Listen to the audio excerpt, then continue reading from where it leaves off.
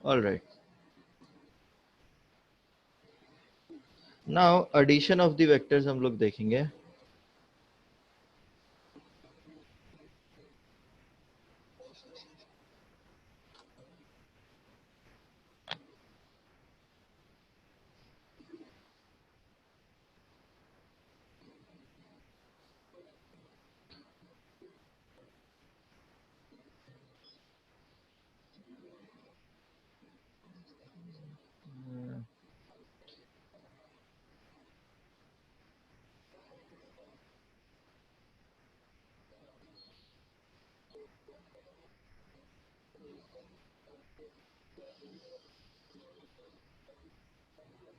Addition of the vectors में, addition of the vectors में कहानी सुनो, इसको दो तरीके से हम लोग दो वेक्टर्स को, अगर मानो कि आपको दो वेक्टर्स को ऐड करना है, ए वेक्टर आपके पास है, आपको इसको बी वेक्टर के साथ ऐड करना है, तब ये वेक्टर्स कैसे ऐड होगा। मानो कि अभी यहाँ पे मैंने ये क्वेश्चन आपसे डिस्कस किया होगा, मानो कि इस सरफेस के ऊपर एक ब्लॉक रखा हुआ है और इस ब्लॉक पे इस डायरेक्शन पे फोर्स लग रहा है 15 न्यूटन्स का, एंड इसके एग्जैक्टली ऑपोजिट डायरेक्शन पे हम 20 न्यूटन्स का फोर्स लगा रहे हैं। तो मुझे बताओ इस ब्लॉक पे नेट फोर्स कितना लग रहा होगा, बताओ जरा। 5 न्यूटन। 5 न्यूटन का। और डायरेक्शन क्या होगा?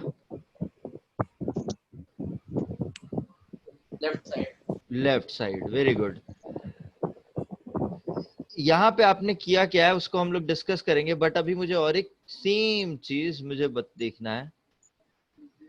यहाँ पे अगर मानो मैंने एक ब्लॉक लिया हुआ है, उसके बाजू में मैंने और एक ब्लॉक रख दिया है, और मेरा पहला वाला ब्लॉक का मास मानो कि 5 kg था, एंड अभी दूसरे वाले ब्लॉक का मास 2 kg है।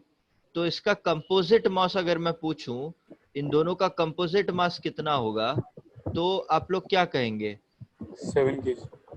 7 kg। 7 kg। इसमें मास नेट अगर मैं पूछूं तो आप कहोगे कि 7 kg है। तो ऐसा क्यों हो गया? आपने यहाँ पे जस्ट 5 kg को 2 kg के साथ ऐड कर दिया और बोल दिया कि आपका रिजल्ट नेट kg आपका जो है वो 7 हो जाएगा।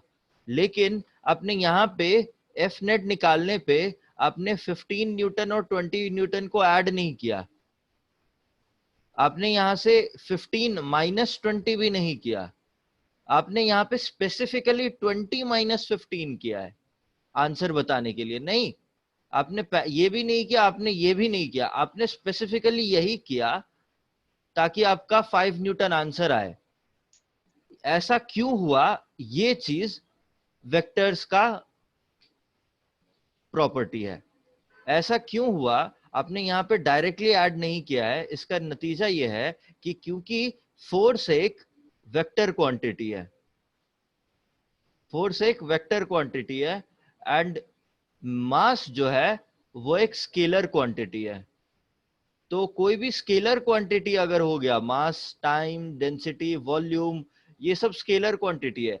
तो अगर स्केलर क्वांटिटीज को, दो स्केलर क्वांटिटीज को ऐड करना होगा, तो आप सिंपल मैथमेटिकली ऐड कर दो, आपको कोई दिक्कत नहीं होगी, सेम आंसर आएगा जो करेक्ट आंसर होगा हमेशा।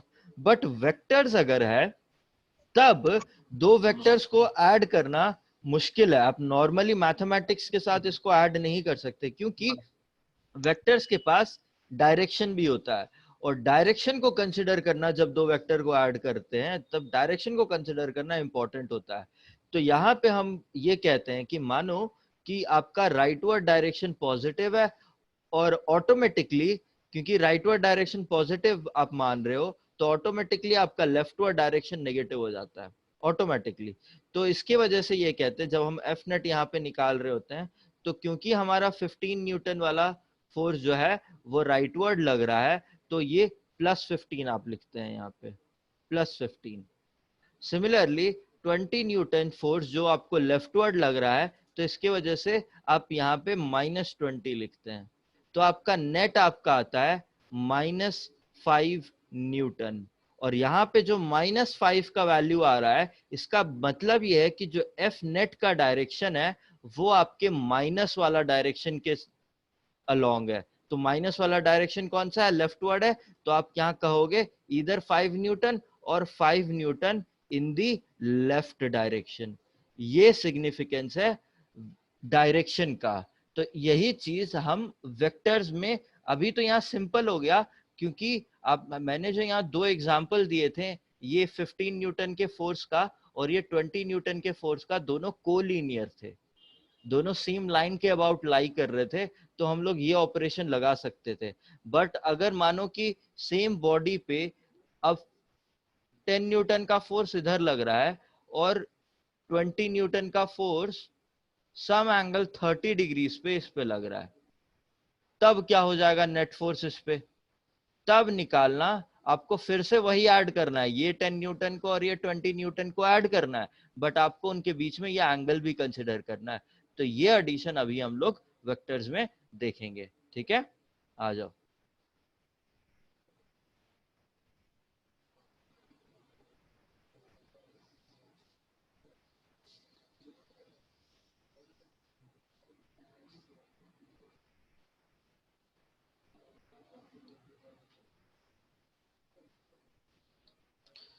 Now addition of the vectors करने के 2 तरीके हैं, समझने के 2 तरीके हैं, करने का तो एक ही तरीका है, समझने के 2 तरीके हैं। एडिशन ऑफ वेक्टर्स समझने के 2 तरीके हैं। एक तरीका है ट्रायंगल लॉ ऑफ एडिशन,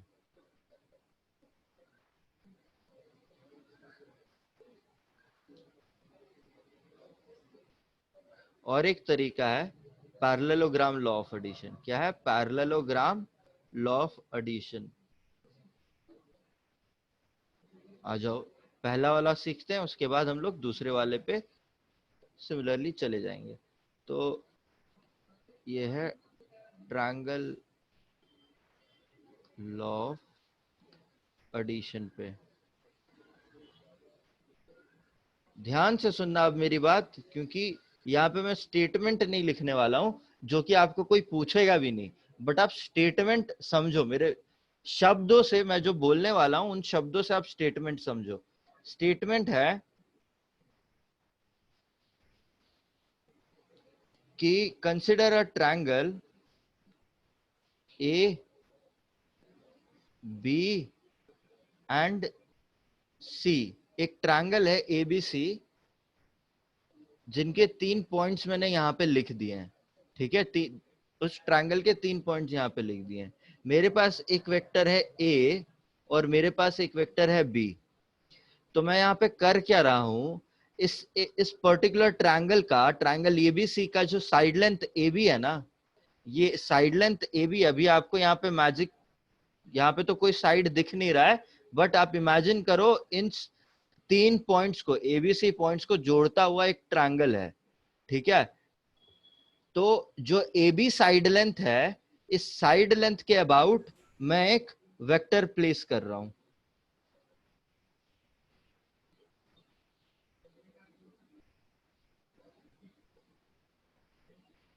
इस साइड लेंथ के अबाउट मैंने एक वेक्टर प्लेस करा जो कि मेरा ए वेक्टर था, और जो साइड लेंथ ए बी था,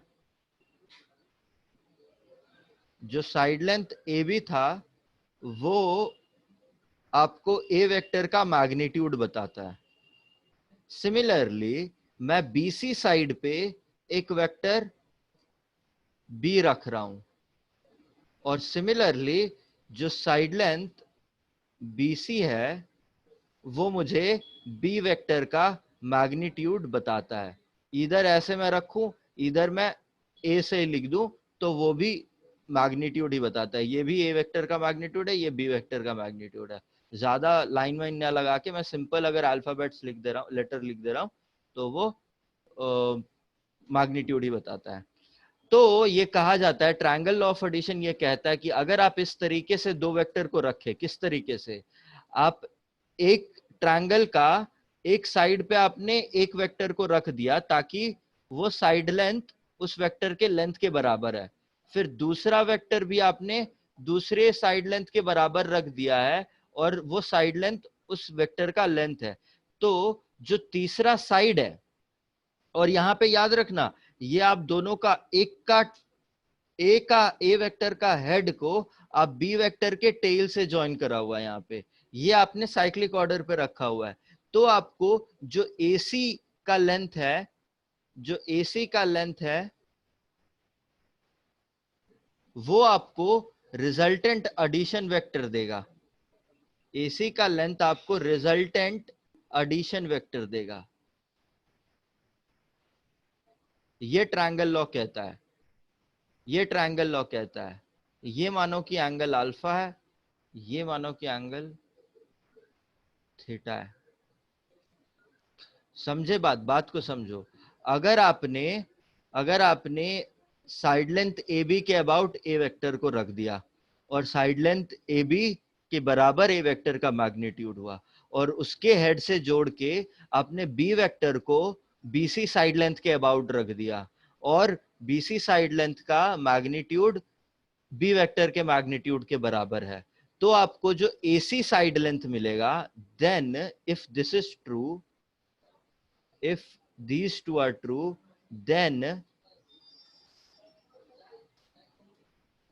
side length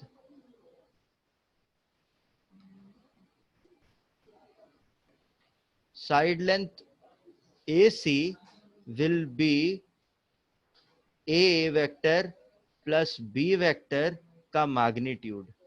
ये हम कहते हैं रिजल्टेंट। दोनों का एडिशन जब हम करेंगे तब हम करेंगे रिजल्टेंट कहेंगे उसे, ठीक है, रिजल्टेंट, इसीलिए आर वेक्टर से लिखा हुआ है। रिजल्टेंट क्या है? दोनों का एडिशन है, ठीक है। और यहाँ पे इसका मैग्नीट्यूड मैं कह रहा हूं, मतलब आर वेक्टर का मैग्नीट्यूड मैं कह रहा हूं, ठीक है। और इसका डायरेक्शन देखो, ये हो जाता आपका साइक्लिक ऑर्डर। मैं काफी एम्फेसिस के साथ कह रहा हूं ये चीज, तो समझो, क्योंकि ये डायरेक्शन बहुत इंपॉर्टेंट है। ये हो जाता आपका साइक्लिक ऑर्डर। अगर तीनों वेक्टर, आपका ये बी वेक्टर अगर ऐसे आ रहा होता तो साइक्लिक ऑर्डर होता, बट यहाँ पे ये सिचुएशन है नहीं, आपका एसी वेक्टर इस डायरेक्शन पे है, तो साइक्लिक ऑर्डर फॉलो नहीं कर रहा है। याद रखना इस चीज को, गलती से भी ये चीज मत कर देना। तो ये होता है ट्रायंगल लॉ। अब ये क्यों ट्रू है वो अभी हम लोग देख लेते हैं, क्यों ट्रू है। तो मानो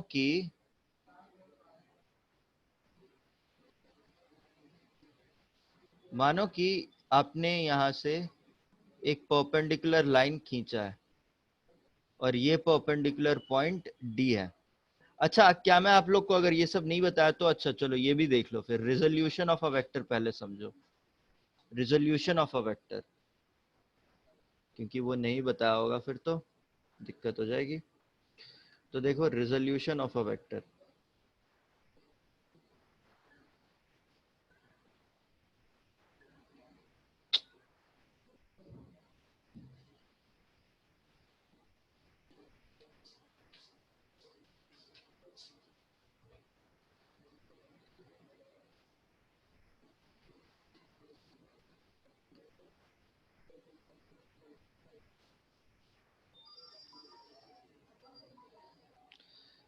मानो कि ये एक वेक्टर है ए वेक्टर। तो इस वेक्टर को आप कोई भी दो परपेंडिकुलर डायरेक्शन में रिजॉल्व कर सकते हो। क्या कर सकते हो? रिजॉल्व कर सकते हो कोई भी दो परपेंडिकुलर डायरेक्शन पे। तो मानो कि ये आपका वाई एक्सिस है, ये एक्स एक्सिस है, तो ये दो परपेंडिकुलर डायरेक्शन हो गया, दोनों एक्स एक्सिस और वाई एक्सिस दोनों परपेंडिकुलर डायरेक्शन है। तो इन दोनों परपेंडिकुलर डायरेक्शन में मैं ए वेक्टर को रिजॉल्व करूंगा। तो ये ए वेक्टर का जो एक्स एक्सिस के अबाउट रिजोल्यूशन आएगा वो ए एक्स हो जाएगा, और जो वाई एक्सिस के अबाउट वेक्टर आएगा वो ए वाई हो जाएगा। ऑफ कोर्स मैं इस ए वाई को उठा के यहाँ पे रख सकता हूँ, बिकॉज वेक्टर्स के साथ ऐसा किया जा सकता है। तो ये ए वाई वेक्टर हो जाएगा। तो अगर मानो कि ये एक्स एक्सिस के साथ थीटा एंगल बना रहा है, तो consider this triangle O A B. तो O in triangle O A B, मैं ये लिख सकता हूं A X will be equal to A cos theta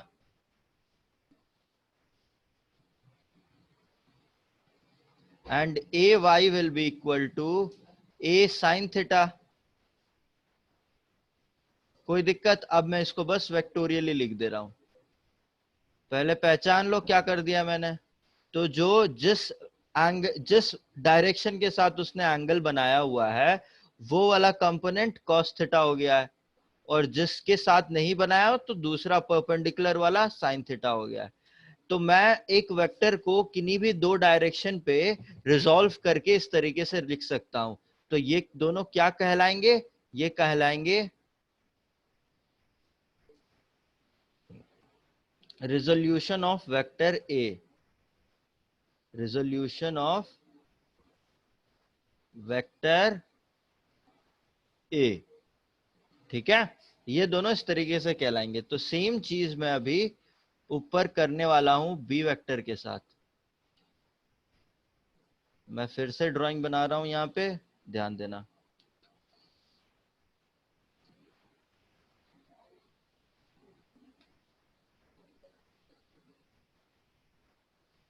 ये ए है, ये बी है और ये सी है। इससे मैंने परपेंडिकुलर ड्रॉ करा अभी, और इधर से तो ये आपका डी हो गया। तो ये ए वेक्टर है, साइड लेंथ ए बी के बराबर। ये बी वेक्टर है, साइड लेंथ बी सी के बराबर। ये रिजल्टेंट एडिशन वेक्टर है ए प्लस बी के बराबर। ओके, ये एंगल अल्फा है, हम देखेंगे अल्फा क्या है।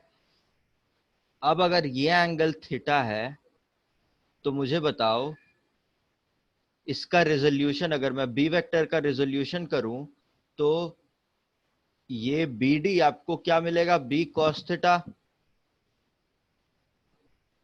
एंड ये बी सी डी सी आपको क्या मिलेगा?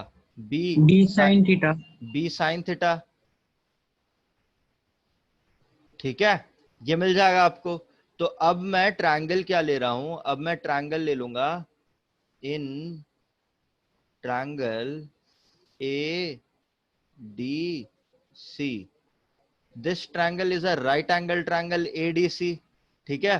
तो मैं पाइथागोरस थ्योरम यूज करके ये कह सकता हूं कि A D square plus C D square will be equal to A C square, है ना? ये कह सकता हूं।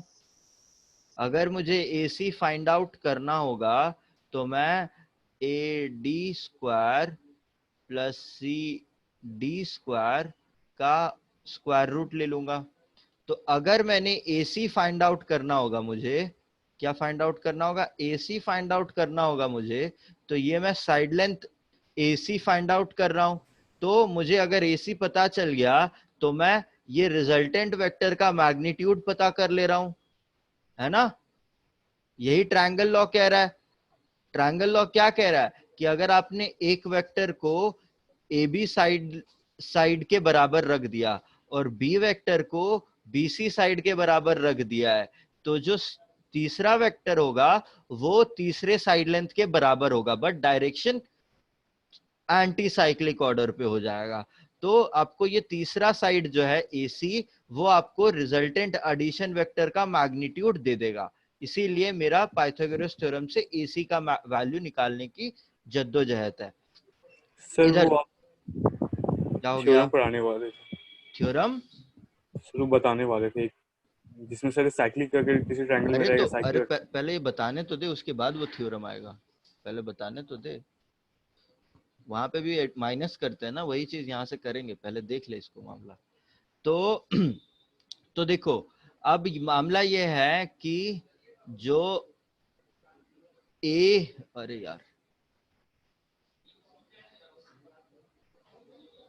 जो ए है और ये बी का लेंथ है वो ए के मैग्नीट्यूड के बराबर है। सिमिलरली बी से डी का जो लेंथ है वो बी कॉस थीटा के मैग्नीट्यूड के बराबर है।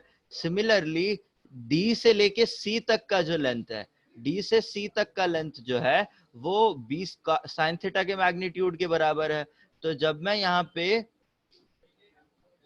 ये सारा कुछ वैल्यू लिखूंगा तो देखो किस तरीके से आएगा। AC का मुझे वैल्यू निकालना है, तो ये वैल्यू हो जाएगा AD। AD क्या है? AD is AB plus BD का whole square. Plus C D का स्क्वायर अंडर रूट।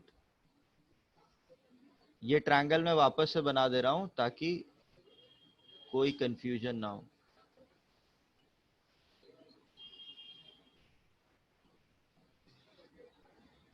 अरे यार,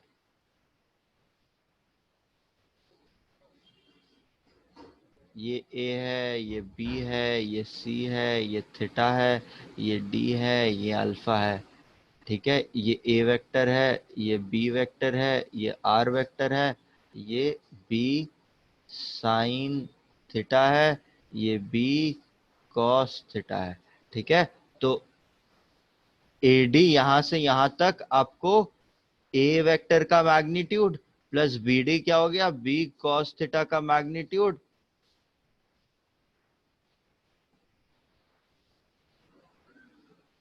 का होल स्क्वायर, और सी डी क्या है, C D B sine theta का मैग्नीट्यूड का होल स्क्वायर। ये दिस कंप्लीटली अंडर रूट में रख रहा हूं 1/2। तो आप इसका a प्लस बी स्क्वायर करेंगे, A square plus B square cos square theta plus 2ab cos theta plus B square sine square theta. ये हो जाएगा 1/2। तो b cos स्क्वायर थीटा और b साइन स्क्वायर थीटा को जब मैं ऐड करूंगा तो मुझे बचेगा सिर्फ यहाँ पे b स्क्वायर का वैल्यू। तो 2ab cos थीटा मैं यहाँ पे रख दूंगा मात्र 1/2। तो यहां से आपको पता चल जाता है कि AC का जो लेंथ है, ये R का मैग्नीट्यूड इतना है। ठीक है, R का मैग्नीट्यूड इतना है, which is equals to, this is how you add two vectors जिनका मैग्नीट्यूड आपको पता होगा, जिनका एंगल आपको पता होगा। थीटा देखो, अब यहाँ पे मैंने थीटा देखो, theta is the angle between the vectors. ऐसा क्यों कह रहा हूं, ये देखो, ये ए वेक्टर है, ये बी वेक्टर है, तो इनके बीच में एंगल कौन सा होगा, ये वाला होगा या फिर ये वाला होगा, बताओ। सर राइट साइड वाला। राइट साइड वाला क्यों होगा, राइट साइड वाला? अगर मैं ये वाला एंगल ले लेता हूं तो ये ए का हेड और बी का टेल के बीच में है, तो ये वाला एंगल हम नहीं लेंगे। बट अगर मैं ए वेक्टर को रीड्रॉ करके इधर लिख दूं तो आपको ये वाला एंगल जो है राइट वाला, ये दोनों के टेल के बीच में मिलेगा। इसीलिए आप थीटा लेते हो, एंगल बिटवीन द वेक्टर्स। सो यहाँ पे हम लिख देते हैं शुद्ध भाषा में कि a is the magnitude of a vector, a and b are magnitude of vectors and theta is the angle between the vectors। शुद्ध भाषा में ये हो गया। अब आपको पता करना है, क्योंकि r एक वेक्टर है तो r का डायरेक्शन पता करना है। r का डायरेक्शन देखो कैसे पता करेंगे। अभी ये वेक्टर a है, ये वेक्टर b है, ये वेक्टर r है। ये एंगल अल्फा मैं तब से कह रहा हूं, ये एंगल थीटा है। तो देखो, again A B D C लेते हैं, again in triangle A D C आप ये कह सकते हैं tan of alpha will be C D by A D. तो सी डी क्या है, बी साइन थीटा है, और ए डी क्या है, A D is A B plus B D which is B cos theta है। तो ये A plus B cos theta हो गया। तो दिस इज द एंगल। इतने एंगल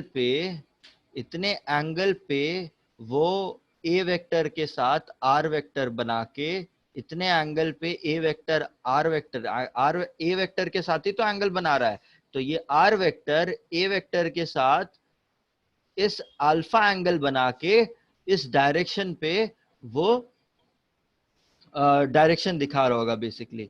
तो अगर आपको दो वेक्टर्स के मैग्नीट्यूड पता है तो आप उनका रिजल्टेंट बता सकते हो, और उनका एंगल पता है तो आप उसका बेसिकली रिजल्टेंट बता सकते हो। तो इस पे क्वेश्चन देखो पहले, अगर मैं पूछूं कि ए वेक्टर का मैग्नीट्यूड है, ए वेक्टर का मैग्नीट्यूड है 15 यूनिट्स का, बी वेक्टर का मैग्नीट्यूड है 1 यूनिट का, दोनों के बीच में एंगल जो है वो 30 डिग्रीज का है, मुझे रिजल्टेंट रिजल्टेंट वेक्टर चाहिए, मुझे रिजल्टेंट वेक्टर चाहिए, रिजल्टेंट वेक्टर का मैग्नीट्यूड चाहिए और डायरेक्शन चाहिए। बताओ क्या हो जाएगा? सर हाँ, सर मैग्नीट्यूड है सर √226 प्लस 15√3। सो आप क्या करोगे? ए का मैग्नीट्यूड का स्क्वायर, 1 का मैग्नीट्यूड का square, 2 into 15 into 1 into cos of 30 degrees करोगे, ये पूरा का पूरा अंडर रूट कहेंगे, तो आपको 15 का स्क्वायर इज 225, ठीक है? तो 225 plus 1 is 226 plus 30 multiplied cos 30 की वैल्यू कितनी होती है? 3/2। हाँ, 3/2। तो ये 1/2। अब ये आपका मैग्नीट्यूड होगा। बेसिकली इंटेंट यहाँ पे सॉल्व करने का नहीं है, आप कैलकुलेटर लेके ये एक्चुअल वैल्यू बता सकते हो, बट इतना यूनिट्स उसका मैग्नीट्यूड का हो जाएगा। और ये डायरेक्शन कैसे पता चलेगा? डायरेक्शन आप कहोगे tan of alpha will B 1/30। One क्या, 1 sin 30 डिग्रीज ना, yes sir. 1 sin 30 degrees divided by 15 plus 1 1 cos cos 30 degree. 30 degrees. तो 1 sin 30 is 1/2। 1 sin 30 will be 1/2 and 15 plus √3/2। So इतना tan inverse of this much value, basically 1 divided by 30 plus √3, इतना value ये angle किसके साथ? R vector with A vector, इतना angle बना के direction बता रहा होगा, ठीक है? तो ये आपका दो वेक्टर का एडिशन करने का तरीका हो गया। अब यही चीज आप पैरेललोग्राम लॉ ऑफ एडिशन से भी देख सकते हो, वो भी सिंपल है, ज्यादा हम डिस्कस नहीं करेंगे उस पर क्योंकि वो एकदम बराबर ही है। पैरेललोग्राम लॉ ऑफ एडिशन,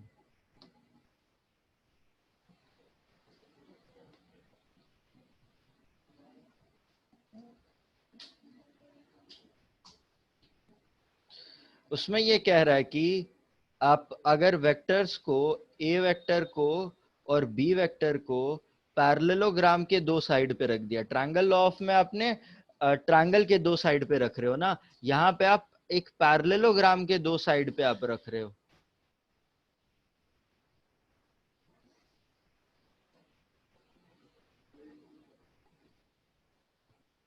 ये आपका पैरेललोग्राम हो गया, आपने पैरेललोग्राम के दो साइड पे रख रहे हो, तो जो इसका डायगोनल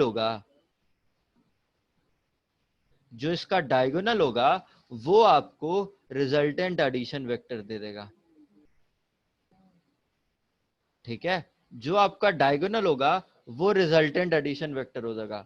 माइंड इट, ये वाला डायगोनल नहीं लेना है, ठीक है? ये वाला डायगोनल नहीं लेना है, वो वाला डायगोनल ले लोगे तो मामला बिगड़ जाएगा, ठीक है? हम देखेंगे वो मैग्नीट्यूड, वो वाले दूसरे डायगोनल का मैग्नीट्यूड कितना आता है, बट पहले ये देख लो। तो आप यहाँ पे इसको सिंपल इस तरीके से भी समझ सकते हो, मैं ये बी वेक्टर को उठा के अगर यहाँ पे रख दूं तो ये सिंपल आपका ट्रायंगल बन गया है ना, ए बी सी आपका ट्रायंगल बन गया, तो ये ट्रू है ट्रायंगल के लिए। तो सिमिलरली एक पैरेललोग्राम पे भी रख रहे हैं तो उसका जो डायगोनल हो रहा है वो डायगोनल आपको रिजल्टेंट वेक्टर दे दे रहा है। सिंपल, मैं ज्यादा इस पे डिस्कशन करने की जरूरत नहीं है, बस एक फॉर्म है तो इसीलिए बता दिया। ठीक है, क्लियर है ना ये बात? Yes sir. अब आप थ्योरम देख लो, थ्योरम कह रहे थे ना, तो जो मैंने थ्योरम कहा हुआ था, थ्योरम ये कहा था कि अगर 3 कोप्लेनार वेक्टर आप ले रहे हो और तीनों वेक्टर को आपने साइक्लिक फैशन में लिया हुआ है, यानी कि ये एक वेक्टर है और ये एक वेक्टर है और ये एक वेक्टर है, तो तीनों वेक्टर को मैंने यहाँ पे साइक्लिक फैशन में लिया हुआ है। तो अगर ऐसा ये दोनों कंडीशन ट्रू है तो मैं तीनों वेक्टर का एडिशन जो है वो 0 मान सकता हूं। ऐसा क्यों हो रहा है ये हम लोग प्रूफ करेंगे ट्रायंगल लॉ से। तो अभी आपने ट्रायंगल लॉ में देखा है कि ए वेक्टर को मैंने एक साइड ऑफ द ट्रायंगल पे रिप्रेजेंट कर दिया एंड साइड लेंथ उस लेंथ के वेक्टर के बराबर है, बी वेक्टर दूसरे साइड के ट्रायंगल के साइड पे रिप्रेजेंट कर दिया एंड उसका साइड लेंथ बी वेक्टर के मैग्नीट्यूड के बराबर है। तो सी वेक्टर आपको जो तीसरा साइड लेंथ दे देता है और वो उसके साइड लेंथ के मैग्नीट्यूड के बराबर होता है। तो इस केस में जो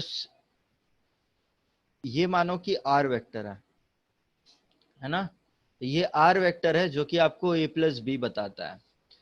तो अगर मैं सेम मैग्नीट्यूड एक आर वेक्टर ऐसा ही है जिसको मैं माइनस सी कह दूं, ठीक है, तो ये माइनस सी क्या हो जाएगा, माइनस, ओके ऐसा नहीं कहता मैं, इसको ये कहता हूं कि एक सी वेक्टर मानो जो कि माइनस ऑफ आर वेक्टर है। ठीक है, अब ये तो ट्रू है, this is true because of triangle law of addition.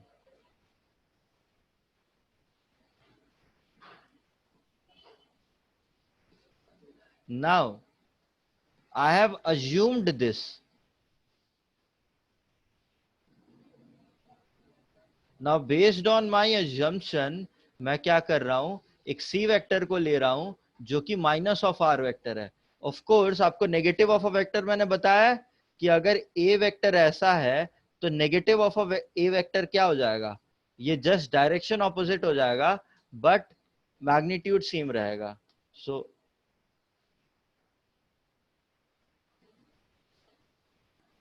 Negative of a vector बताया हुआ है ना ये चीज, हाँ या ना, रिस्पॉन्ड करो। Yes sir. हाँ, तो नेगेटिव ऑफ अ वेक्टर में डायरेक्शन सेम, डायरेक्शन चेंज हो जाता है बट मैग्नीट्यूड सेम होता है।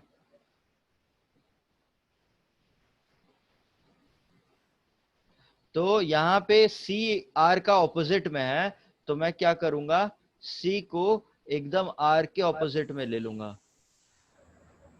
तो ये जो सी है, अब मेरे को ए वेक्टर, बी वेक्टर और सी वेक्टर तीनों एक साइक्लिक ऑर्डर में मिल रहे हैं ना, तो मैं क्या कहूंगा, ए प्लस बी वेक्टर,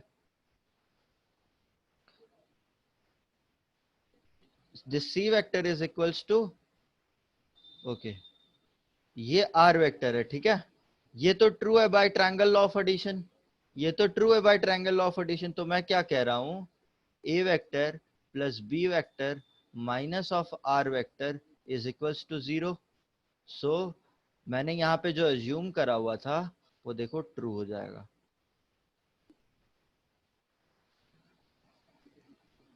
ये आपको रिजल्ट मिल रहा है, क्लियर है? आपको इस तरीके से अगर 3 कोप्लेनार वेक्टर है और तीनों साइक्लिक ऑर्डर पे है तो ट्रायंगल लॉ ऑफ एडिशन के थ्रू आप ये कह सकते हो कि तीनों का एडिशन जो है वो 0 हो जाएगा। क्लियर है ना ये बात? क्लियर है ना? Yes sir. चलो फिर क्वेश्चंस करो, आ जाओ आ जाओ फिर क्वेश्चंस करते हैं।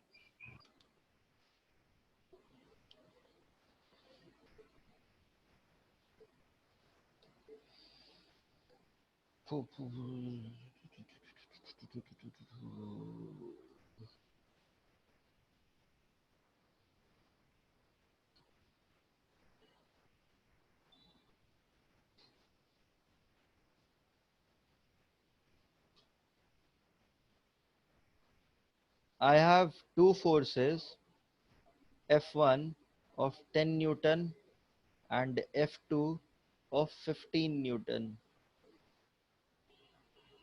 Are these two forces are acting at a point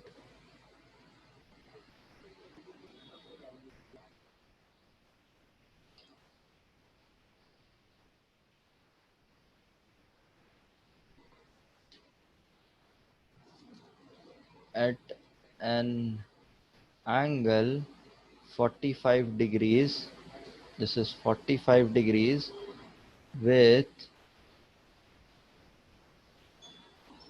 each other. Find out the magnitude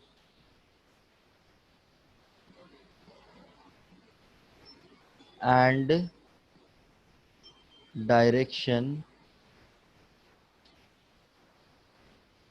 of the resultant force.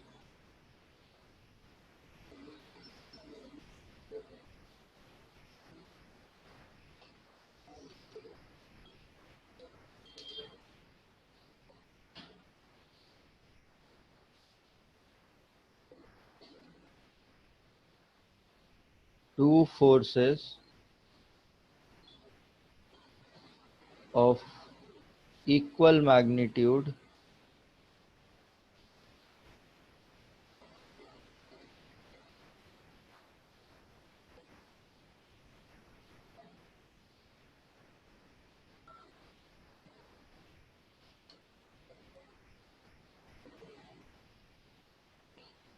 are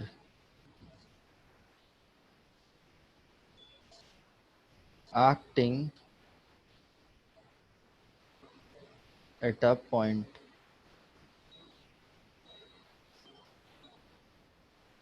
The magnitude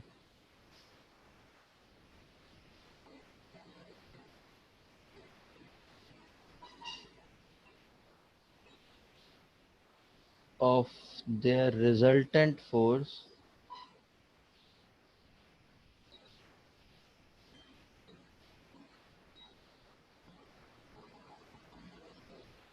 is equal to magnitude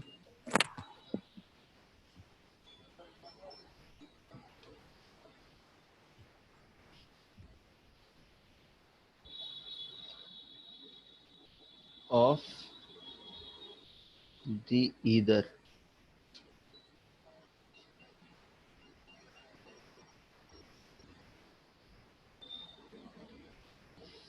Find the angle between the force.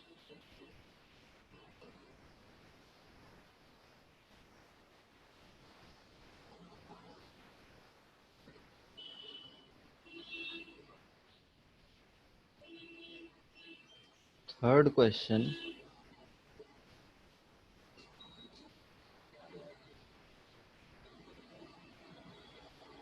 If a vector f1 is 2 I cap plus 3 j cap plus k cap newtons is there, and I have another force F2 which is I cap plus J cap plus K cap newtons.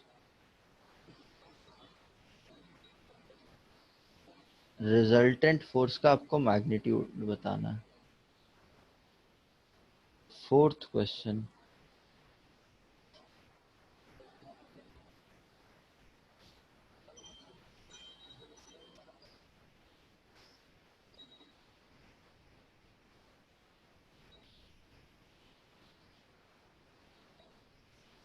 Three forces I cap plus J cap plus K cap Newton, 2 I cap minus J cap plus 3K cap Newton. Okay, this is A vector mano, this is B vector mano, and C vector are acting on a body which is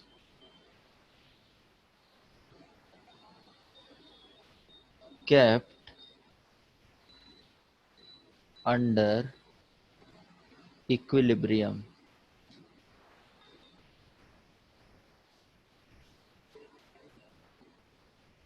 equilibrium का मतलब पता है आप लोगों को? Yes, net sir. Force हाँ, Net force zero. Equilibrium का मतलब होगा net force acting on the body is 0.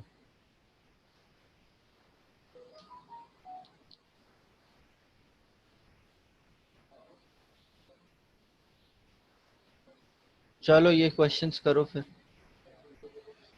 Sir आ गए. सर हाँ, सर आंसर आ गया. किसका आंसर आ गया? सारा सर. सारा सर. Very good. पढ़ रखा है क्या अपने वेक्टर्स पहले? चलो बताओ फिर पहले वाले का क्या है? सर पहले वाला का sir under root 325 plus 150 root 2 and इसका angle tan theta is equal to 15 by 10 root 2 plus 50 with the vector 10 root 10. ठीक ठीक ठीक. एंड सेकंड का सर आंसर आ रहा है सर, दो आंसर आ रहा है 120 डिग्री एंड 240 दो आंसर नहीं होगा, दो आंसर नहीं होगा. सर 120 डिग्री आ रहा है. और 240 डिग्री भी सर आ रहा है. ठीक. और सर थर्ड का रूट 29 है और फोर्थ का -3 आई कैप और -4 की कैप.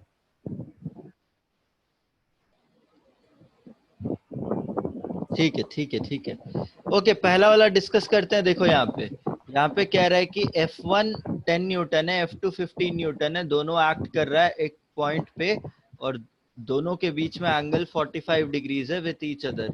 तो आपको बताना है मैग्नीट्यूड और डायरेक्शन. तो ये क्वेश्चन कैसे करेंगे? ये क्वेश्चन करने का सिंपल तरीका है कि आपको कह रहा है कि एक 10 न्यूटन का फोर्स है और एक 15 न्यूटन का फोर्स है. दोनों एक पॉइंट पे एक्ट कर रहे हैं, एक पॉइंट पे एक्ट कर रहे हैं एंड दोनों के बीच में एंगल 45 डिग्रीज का है. तो आपको कुछ नहीं, आपको रिजल्टेंट निकालना है. मानो कि आप ये पैरेललोग्राम लॉ में लगा दे रहे हो. आप एक पैरेललोग्राम लॉ में लगा दोगे तो आपका आंसर आ जाएगा. ये पैरेललोग्राम का ये डायगोनल आपको मैग्नीट्यूड दे देगा. और डायगोनल कैसे बताओगे? 15 स्क्वायर. इसका मैग्नीट्यूड पता करने के लिए आपको दोनों का स्क्वायर करके 2 इंटू 15 इंटू 10 करना होगा. फिर दोनों के बीच में जो एंगल है उसका कॉस ले लेना पड़ेगा. तो ये आपको और इसको पूरे को 1/2 के में डालना पड़ेगा. तो ये आपको कितना दे देगा? 225 प्लस 100 प्लस 300 cos 45 is 1/√2.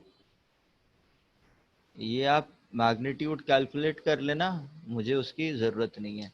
फिर आपको अगर एंगल पता करना हो कि ये एंगल कितना कर रहा है तो आप क्या करोगे? tan ऑफ अल्फा करोगे और कहोगे कि वो 15 साइन ऑफ 45 हो जाएगा। बी ये हो गया ना, बी ये है, ये बी है और ये ए है और ये थीटा है, तो 15 साइन 45 हो जाएगा और फिर ये 10 प्लस 15 कॉस 45 हो जाएगा। ठीक है, तो ये 15 by root 2 divided by 10 plus 15 by root 2 हो जाएगा। बहुत ही सरल क्वेश्चन था, इसमें ज्यादा कुछ दिमाग नहीं लगाना था। ठीक है, सबको समझ में आ गया है? आगे बढ़े। Yes sir. आ जाओ फिर दूसरे क्वेश्चन पे देखो। दूसरे क्वेश्चन पे कह रहा है कि two forces of equal magnitude are acting on it. Two forces of equal magnitude are acting at a point. The magnitude of the resultant is equal to magnitude of either. Find the angle between the vector forces. देखो यहाँ पे कह रहा है कि R जो कि A और B का एडिशन है वेक्टोरियली, तो ये कह रहा है कि A और B तो इक्वल है ही हैं। ये क्या कह रहा है क्वेश्चन में, कहा दिया हुआ है ना दोनों इक्वल वेक्टर्स हैं, टू इक्वल वेक्टर्स। तो दो वेक्टर्स तभी इक्वल होंगे जब इनका डायरेक्शन और मैग्नीट्यूड दोनों बराबर होगा। तो A और B तो इक्वल है ही है, और वो ये भी कह रहा है कि the magnitude of the resultant is equal to magnitude of the either. तो मतलब ये जो रिजल्टेंट का मैग्नीट्यूड है वो भी एक दूसरे को बराबर है। समझे बात? ये दिया हुआ है। तो ये तभी हो पाएगा जब आप ये इक्वेशन लिखोगे, r is equals to A square plus B square plus 2ab cos theta. तो ये बाई 1 बाई अंडर रूट।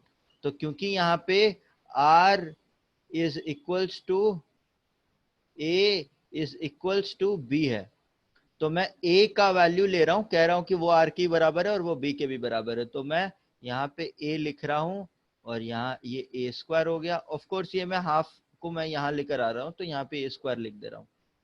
ये फिर b के जगह पर a स्क्वायर लिख दे रहा हूँ क्योंकि दोनों का मैग्नीट्यूड बराबर है। b के जगह पर a स्क्वायर लिख दे रहा हूँ तो यहाँ पे मैग्नीट्यूड बराबर है, तो आपको cos थीटा।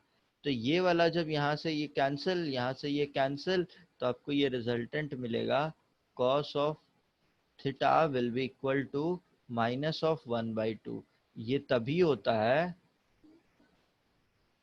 ये तभी होता है जब थीटा 120 डिग्रीज होगा।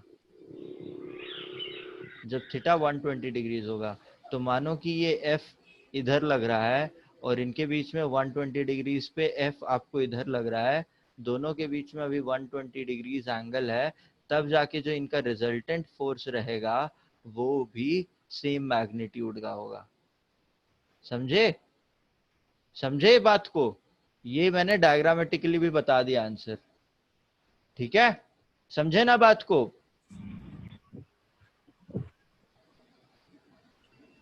सर 240 नहीं हो सकता? 240 नहीं होगा। 240 क्यों नहीं होगा? खुद सोचो, मेरे को बताओ 240 क्यों नहीं होगा।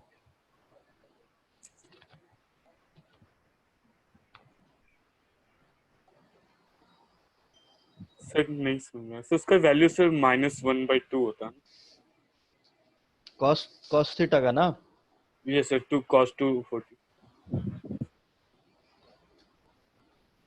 देखो क्यों नहीं होता।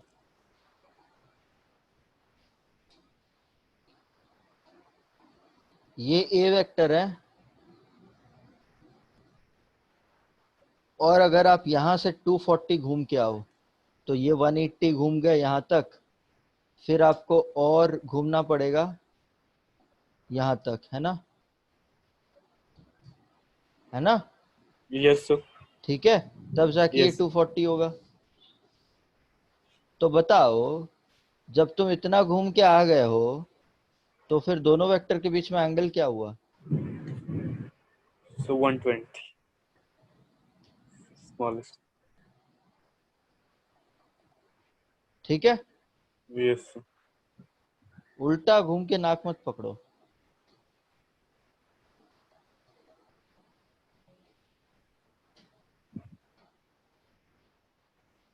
आ जाओ, यहां पे थर्ड क्वेश्चन देखते हैं। थर्ड क्वेश्चन में पहले तो तुम मेरे को बताओ, यहाँ पे 2i cap 3j cap k cap है।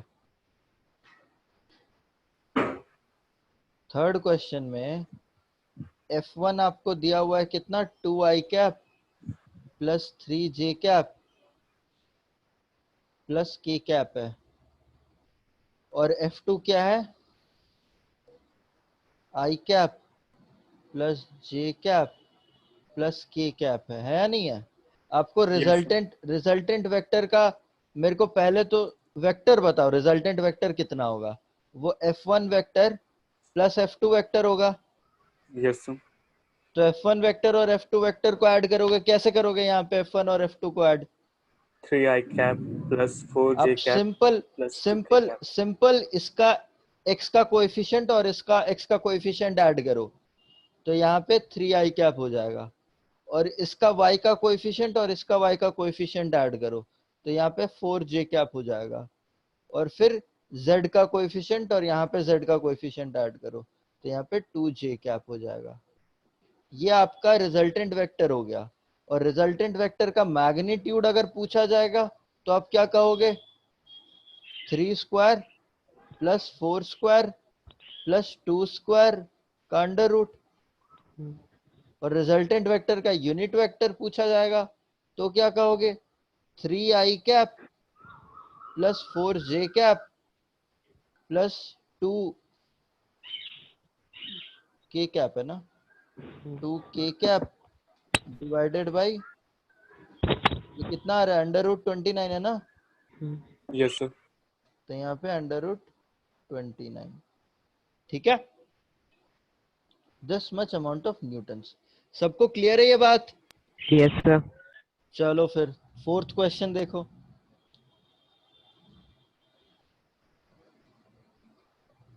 आपको दिया हुआ है कि 3 फोर्सेस हैं, एफ ए बी और सी, तीनों उस बॉडी पे एक्ट कर रहे हैं एंड वो बॉडी इक्विलिब्रियम पे है, तो आपको सी फाइंड आउट करना है। तो आपको ये पता चल गया एफ नेट 0 है, आपको एफ नेट 0 है, तो इसका मतलब क्या है,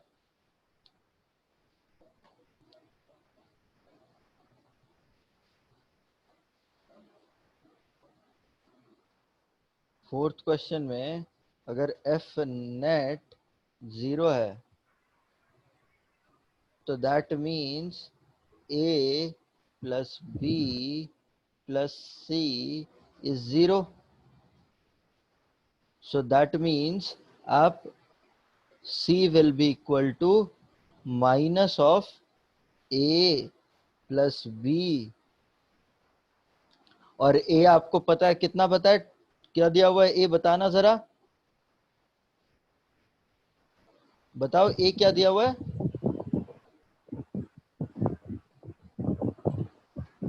यार A is equal to हाँ, I cap plus J cap plus K cap. A is I cap plus J cap plus K cap है, और B क्या दिया हुआ And है? B is equal to 2I cap minus J cap, 2I cap minus J cap plus 3 cap.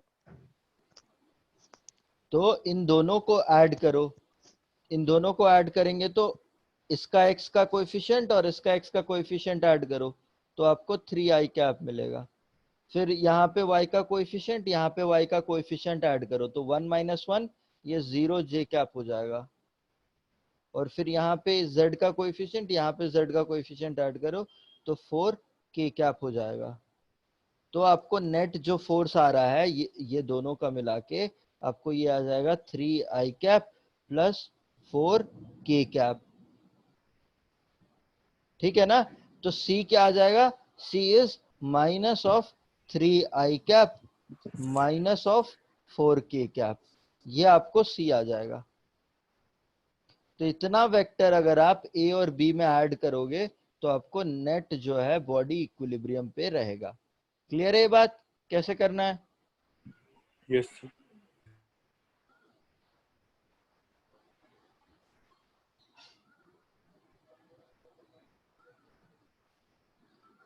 All right, थोड़े cases देख लेते हैं हम लोग कि वेक्टर्स के एडिशन में। अच्छा, थोड़ा मैं डायरेक्शनल कोसाइंस बता देता हूँ। अभी आपको रेजोल्यूशन का मैंने बताया था ना, तो डायरेक्शनल कोसाइंस भी देख लो। ये 3 डायमेंशनल में हो जाएगा, और फिर आप 12th में जब 3D वेक्टर पढ़ोगे तब वापस से ये चीज आएगा। बट यहाँ पे हम लोग न्यूटन्स लॉज ऑफ मोशन में ये यूज करेंगे सॉल्व करने के लिए। तो डायरेक्शनल कोसाइन ये कहता है कि अगर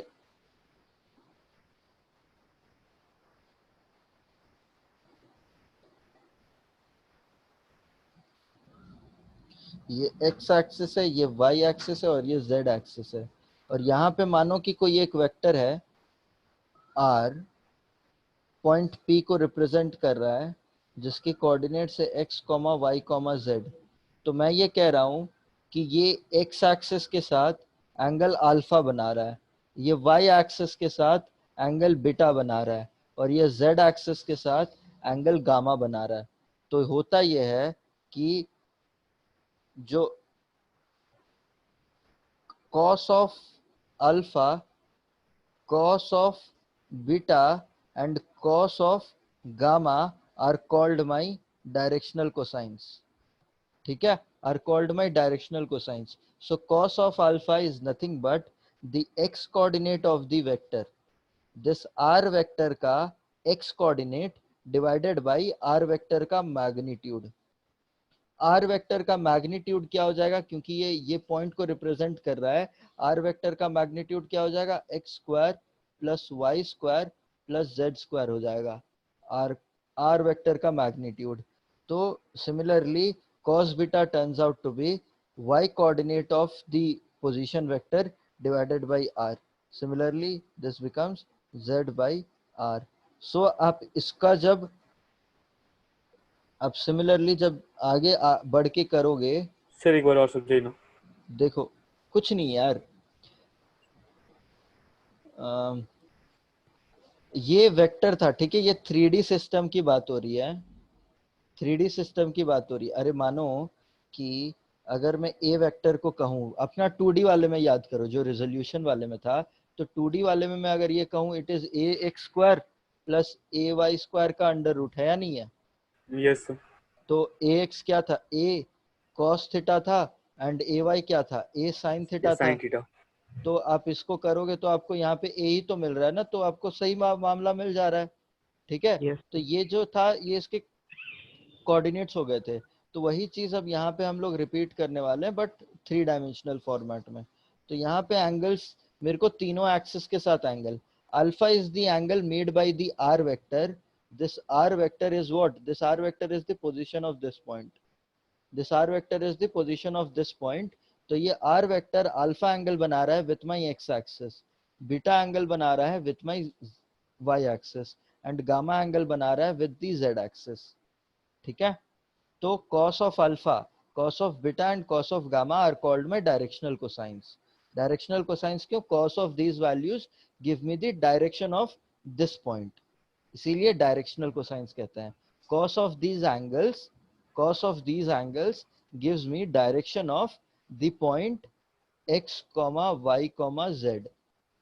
तो what will be the directional cosines, the cos of alpha will be x coordinate divided by the magnitude of the position vector, and magnitude of the position vector is nothing but क्या हो जाएगा, simple है ना, ये तो X square under root plus Y square plus Z square का under root है।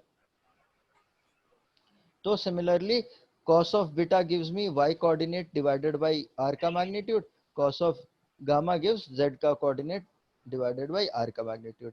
यहाँ पे इंटरेस्टिंग चीज ये है, ये देखो, अगर मैं सबका स्क्वायर करूं, cos of अल्फा का स्क्वायर प्लस करूं cos of बीटा का स्क्वायर प्लस में स्क्वायर करूं cos of गामा का स्क्वायर, तो आपको मिलेगा 1। ठीक है, आपको मिलेगा 1। ये डायरेक्शनल कोसाइंस हो जाते हैं। तो इससे हम लोग का एक और एक चीज बन के आता है, इसके बन के आता है हम लोग का लैमिस थ्योरम। याद करो इसे, गांठ बांध लो इस चीज को, लोमीज थ्योरम, लामी लामी लामी। लैम।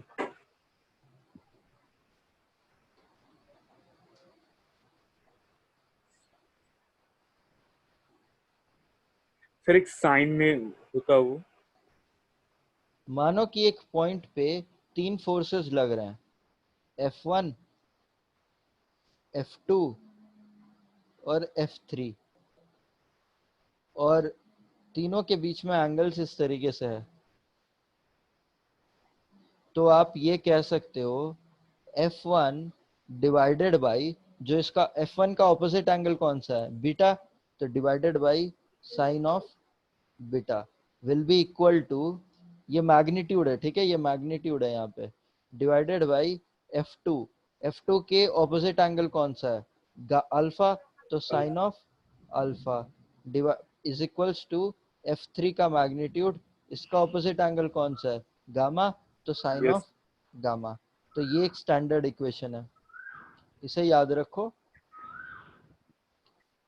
ठीक है, 2 चीज हो गई। अब थोड़ा सा और आपको चीजें बता देते हैं। अब हमने ये देख लिया है कि अगर आपको दो वेक्टर्स का एडिशन करना है और दोनों का आपको मैग्नीट्यूड पता है और दोनों के बीच में आपको एंगल कितना है वो पता है, तो आपको रिजल्टेंट वेक्टर निकालना अब समझ में आ गया है कि ये आपका एडिशन वेक्टर जो हो जाएगा, रिजल्टेंट एडिशन वेक्टर, वो हो जाएगा क्या, will be a² plus b² plus 2ab cos theta का अंडर रूट।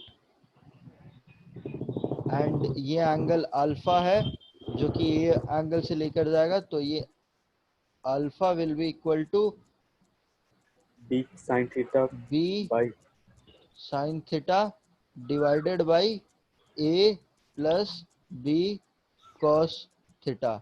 ये 2 चीज आपको पता चल गया ना। अब इसमें हम केस 1 ले रहे हैं। केस 1 क्या है कि थीटा मेरा 0 डिग्रीज है, मतलब a और b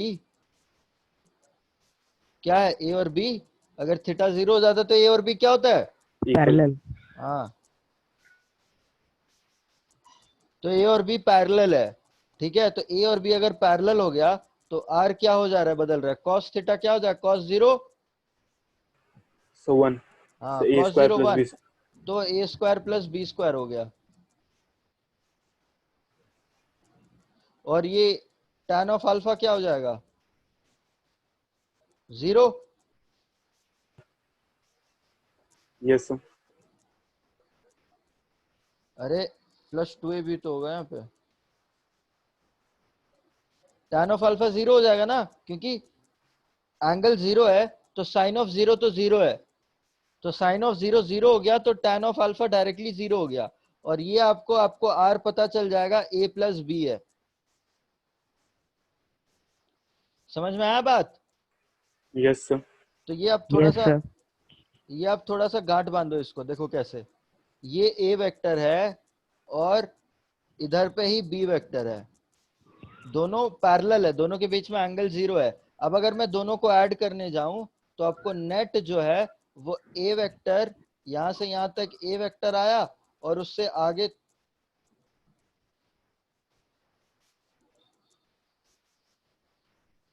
यहां से यहां a वेक्टर आ गया और थोड़ा सा यहां से यहां तक b वेक्टर आ गया। तो आपको जो नेट वेक्टर आ रहा है, जो नेट वेक्टर है ये वाला, दोनों को जोड़ के जो आ रहा है, a प्लस बी हो रहा है ना यहाँ पे, तो Yes, दोनों sir. को जोड़ के जो आ रहा है वो आपको a प्लस बी मिल जा रहा है। क्लियर है। और ऑफ Yes, sir.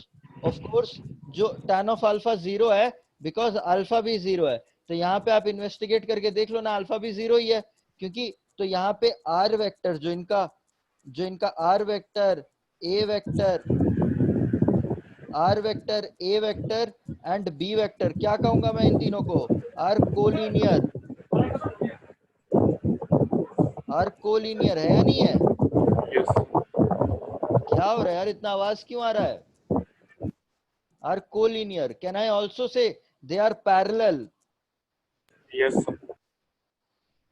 ठीक है, तो रिजल्टेंट वेक्टर रिजल्ट अगर दोनों के बीच में एंगल जीरो है, अगर ए वेक्टर एंड बी वेक्टर के बीच में एंगल जीरो है, तो आपका रिजल्टेंट वेक्टर ए वेक्टर और बी वेक्टर आर पैरेलल। ठीक है ना। अब और एक केस देखो,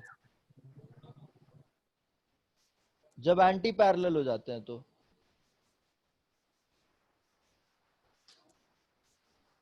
थीटा जो है वो 180 डिग्रीज है, तो आर का वैल्यू क्या हो जाएगा, A square plus Plus B square minus 2 AB minus cos. 2ab हो जाएगा cos 180, क्योंकि cos ऑफ 180 इज -1, तो ये अंडर रूट लो, तो ये आपको a माइनस बी मिलेगा।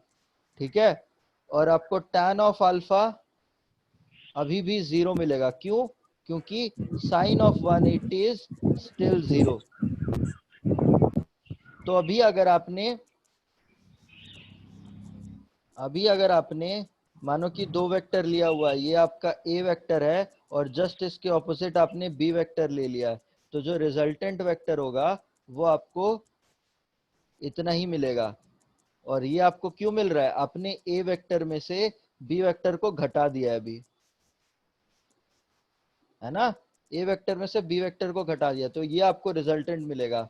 तो यहाँ पे if A is greater than B, if A is greater than B, then R will be parallel to A. If A is less than B, then R will be parallel to B. याद रखो ये सब चीज, याद रखो ये सब चीज। तो सेम इस केस में मैं ये भी कह सकता हूं, when A is greater than B, then R is anti-parallel to B. Anti-parallel to B. Similarly, when A is less than B, तो R is anti-parallel to A. ठीक है, यहाँ के केस में दोनों के बीच में एंगल 0 डिग्रीज है, यहाँ के बीच में दोनों के बीच में एंगल 180 डिग्रीज है। किन के बीच में एंगल, R और A के बीच में, R और B के बीच में, R और B के बीच में, R और A के बीच में एंगल की बात हो रही है। A यहाँ पे अल्फा की लिखता हूँ,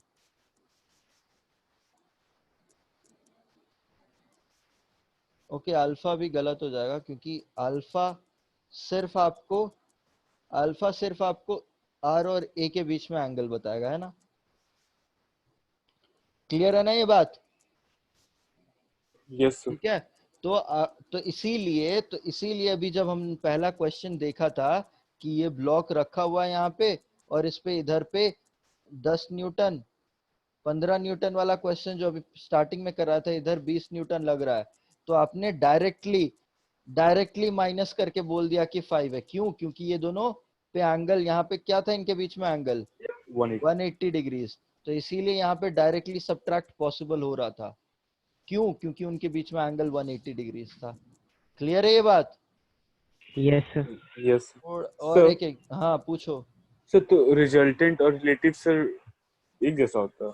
रिजल्टेंट और रिलेटिव अभी आ नहीं रहे भाई, रिलेटिव जब आएंगे काइनेमेटिक्स में तब पूछना मेरे को रिलेटिव का क्या मतलब होता है, अभी रिलेटिव पे मत जाओ, अभी सिर्फ वेक्टर्स को समझो।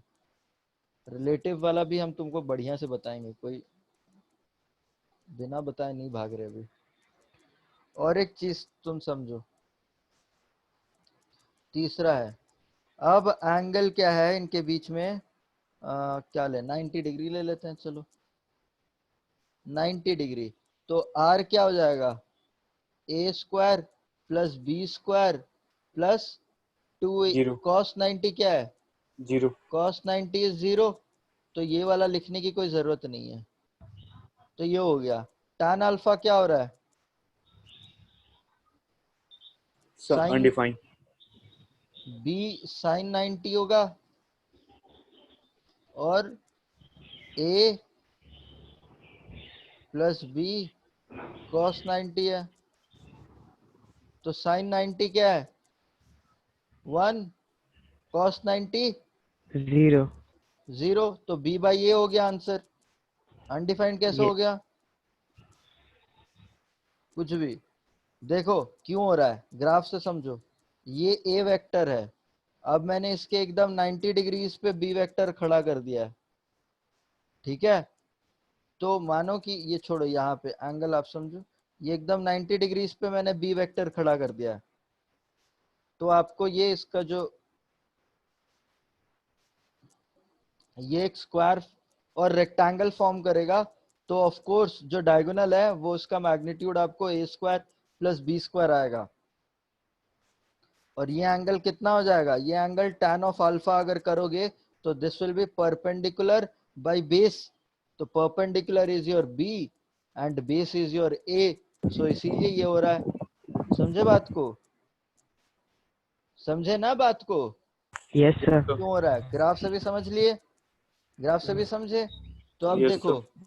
अब और एक आखिरी चीज देखो, चमत्कार देखो भाई वेक्टर्स का। अभी दो वेक्टर को पैरेललोग्राम लॉ में मैंने ये बताया है अभी आपको, है ना, कि अगर दो वेक्टर को पैरेललोग्राम के दो साइड में रखोगे लेंथ साइड बराबर करके, तो आपको जो डायगोनल होगा उसका पैरेललोग्राम का, वो आपको रिजल्टेंट एडिशन वेक्टर दे देगा। ये आपको मिल जाएगा R A plus B. All right, मुझे अब जानना है, दिलचस्पी है इसमें, मुझे अब जानना है इस पे, इसका क्या है, ठीक है। मुझे अब जानना है इसमें, तो मैं इसके लिए क्या करूंगा, देखो भाई ध्यान से सुनो सब लोग। तो मैं क्या कर रहा हूं यहाँ पे, ये जानने के लिए ये वाला वेक्टर, तो मैं क्या करूंगा,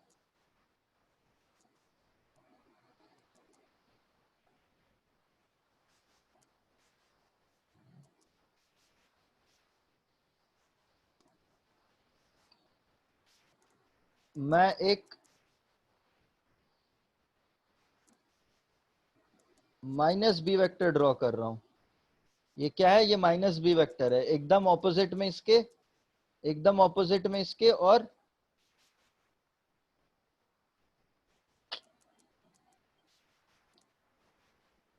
एकदम ऑपोजिट में इसके, और डायरेक्शन एकदम ऑपोजिट हो गया बट सेम मैग्नीट्यूड का। तो फिर से मैं अगर यहाँ पे पैरेललोग्राम ड्रॉ करूं उसके ऑपोजिट साइड पे, तो ये जो डायगोनल होगा ना, ये डायगोनल रिजल्टेंट क्या देगा, किसका देगा, ये diagonal resultant A minus B का देगा या नहीं देगा, मतलब plus of Yes, minus sir. B होगा, प्लस ऑफ माइनस बी होगा। तो ये Yes, आपको sir. ए माइनस बी दे देगा, ठीक है, Yes, sir. ठीक है या नहीं है। तो यहाँ पे Yes. मैंने, ये छोड़ो, ये वाला डायगोनल लो। तो ये वाला जो वेक्टर है, अगर मैं इसको उठा के इस वेक्टर को स्पेस में कहीं पे भी रख सकता हूं, मैं इस वेक्टर को उठा के यहाँ पे रख दिया, तो ये सेम हो जाएगा। तो इस वेक्टर का जो आपको रिजल्टेंट आएगा वो हो जाएगा ए माइनस बी वेक्टर। क्लियर है ये बात, यस सर। क्लियर है Yes, ना ये sir. बात, Yes, sir. ठीक है।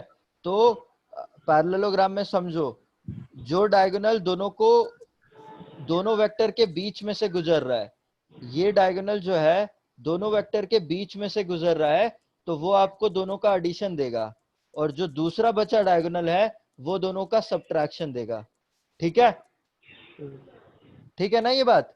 Yes, sir. Yes sir. और देखो ये एंगल क्या है, थीटा। तो ये एंगल अगर थीटा है तो ये एंगल कितना हो जाएगा, 180 माइनस थीटा। Minus theta. तो अभी अगर मैं यहाँ पे रिजल्टेंट, यहाँ पे ये रिजल्टेंट अगर मानो ये आर डैश है, तो अगर मैं अभी आर डैश निकालने के लिए जाऊं तो मुझे क्या मिलेगा,